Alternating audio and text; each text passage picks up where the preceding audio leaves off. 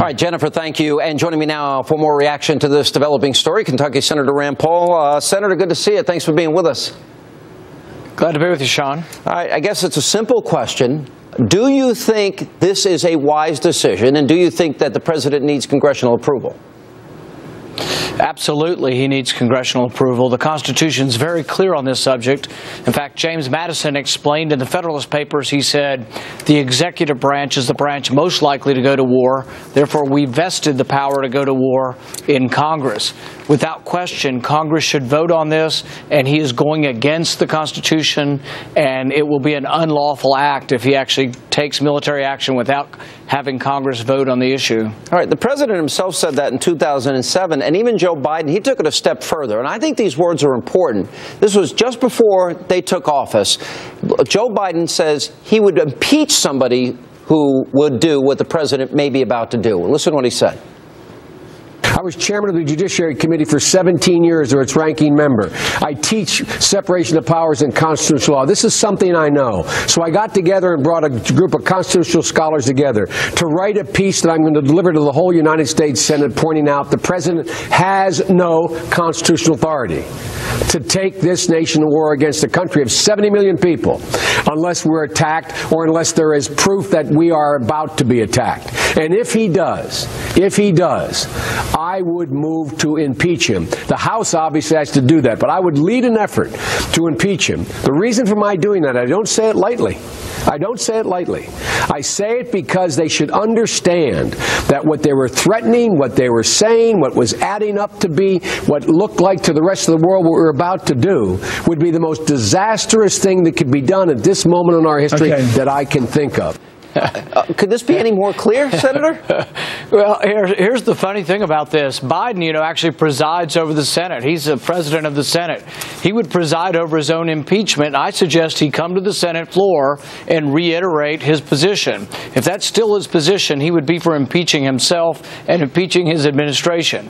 What they need to do is they need to come before a joint session of Congress. They need to spell out, lay out their case, and if they want to take the nation to war, they need to convince a majority of Congress. But you know what? You know the reason they won't? They won't risk a vote because they're worried that they could be defeated. It happened in the British Parliament. The American people are not excited about a new war. We're horrified by people gassing their own citizens. We'd like to know who did it, which side did it. But we're not excited to get involved in a new war right now. And so I will do everything I can to stop the president. We should not engage in a war, and we certainly shouldn't engage in it in an unconstitutional fashion. Well, you mentioned, early on it seemed like the French and the British were quick to jump on the president's side. You referred to the vote earlier in Parliament that Cameron was a pretty big defeat. It seems like whatever momentum they had to go forward with this seems to be stopped. Do you think that's also emerging in Washington?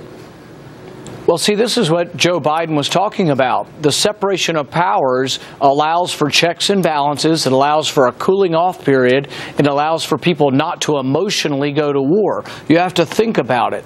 And when I think about war, I think about one of my sons or one of your sons going off to war. We do have to fight on occasion, but when we fight, we should fight to win. We should fight for an American cause. I can't see fighting to impose Sharia law in Syria. I also can't see sending my son to fight with Islamic rebels against Christians. I also can't see my son going to fight on the same side as Al-Qaeda. There are so many ironies and unfortunate muddling nature to this that I can't see why we should get involved, and there are potential repercussions. If he launches this little piddling attack with a few cruise missiles, it won't stop chemical weapons, but it may well incite a gas attack on Israelis. I think it's a big mistake. I think that's certainly one consequence. It could even start an all-out war in the Middle East if the Iranians get involved, as they threaten to do so. There's a question about U.S. intelligence. The Washington Times today said they're still working through an assessment. We haven't ascertained completely that it was Assad that's responsible for the chemical attack. That's backed up by an article in the Telegraph, and even our own Associated Press said it's not a slam dunk. Don't we have to be sure and certain that he's responsible before we make this decision? Well, some commentators have been asking an important question. Pat Buchanan wrote this in an essay, and he asked the Latin phrase, cui bono? whose benefit is this? So does it benefit Assad to have used chemical weapons? Absolutely not. That's incurred the wrath of the world, and he's known that it would. Whose benefit? It seems to be to the benefit of the rebels. So the rebels have every incentive to have used chemical weapons. I don't know who did, but I've been presented with no evidence yet, and I'd like to see the evidence before we go off half-cocked into a war. Yeah. Would we, if in fact the president does this, Dennis Kucinich said that we're going to be using the U.S. military to help, support, and back al-Qaeda. It seems a likely successor would be radical Islamists with al-Qaeda ties. Do you agree with that assessment? Yes. I mean, they say that al-Qaeda comprises about a third of the forces, that they're the fiercest fighters, and if Assad is toppled, in all likelihood, there will be a successive civil war, and in all likelihood, al-Qaeda may take over. But the other question is, what if the other Islamic, the better, the moderate Islamic rebels take over? You'll still probably have Sharia law. You'll have Christians persecuted for blasphemy. There's a woman named Asia Bibi in Pakistan right now on death row who they say committed blasphemy, and all she says is, I drank out of the same cup as some of my Muslim workers. So that's not the kind of thing I see that I want to send our young boys and girls to live and die for, to impose some sort of Islamic regime on Syria. All right, one last question about the effort that you and Mike Lee and Ted Cruz and others are involved in to defund Obamacare. You know, Senator, every Republican that I know that ran for office ran against Obamacare, that they would repeal and replace Obamacare. So here's the one opportunity, perhaps even the last opportunity, to get rid of it by defunding it and funding the entire rest of the government. There is fierce and frankly unexplainable, mysterious reluctance and resistance by your fellow Republicans. Are they surrendering? You know, the term surrender caucus is being thrown around, and a lot of angry conservatives in this country that they're not willing to fight on this.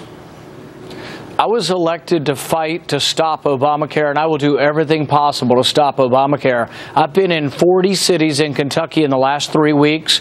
I've been in several cities around the country in the last few weeks.